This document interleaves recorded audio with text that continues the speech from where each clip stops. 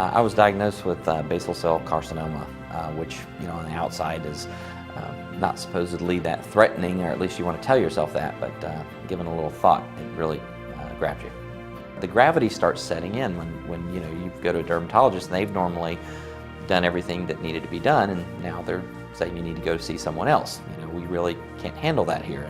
And there was an element in the back of my mind, because I've not had a lot of cancer in my family, which is probably why I take a number of things that seriously. And I just I don't know, you just think you're beyond it somehow.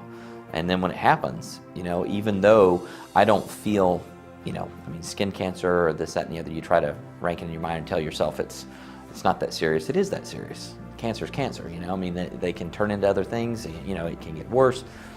It strikes a bit of fear in you. I'm not a small guy, you tend to, try to write it off, but there was an element in the back of my mind, because I've not had a lot of cancer in my family, which is probably why I take a number of things that seriously. And I just I don't know, you just think you're beyond it somehow.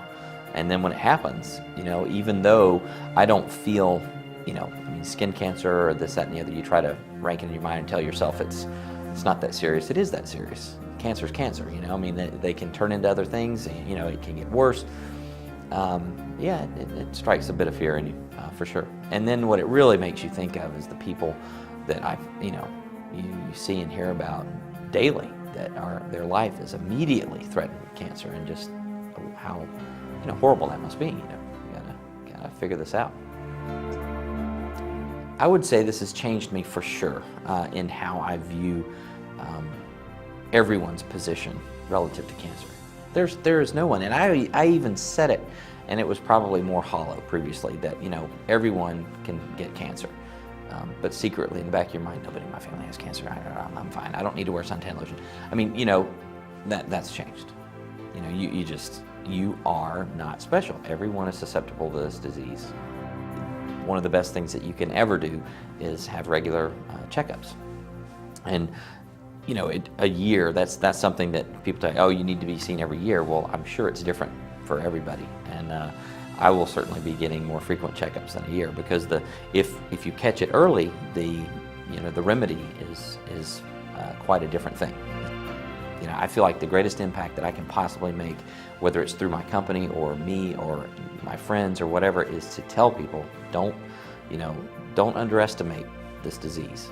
Anyone can get it at any time, and the way to make the biggest impact on it in terms of reducing numbers is to get checked. And don't ever assume that, oh, that's just nothing. My message to people that would potentially get involved is do it. Get involved. Everyone's busy. Everyone's very busy these days. In fact, it seems like people are more busy than ever before. Everyone's just running left, right, and center. Every little bit of involvement, pick something. Pick it, whether you're going to make it your mission in life to tell everybody something about getting involved and or getting checked or whatever else. Just raising the awareness is a huge deal. You can make a huge impact, and it doesn't require a lot out of you, just keeping it on your mind. But I think that's what I would say is get involved somehow.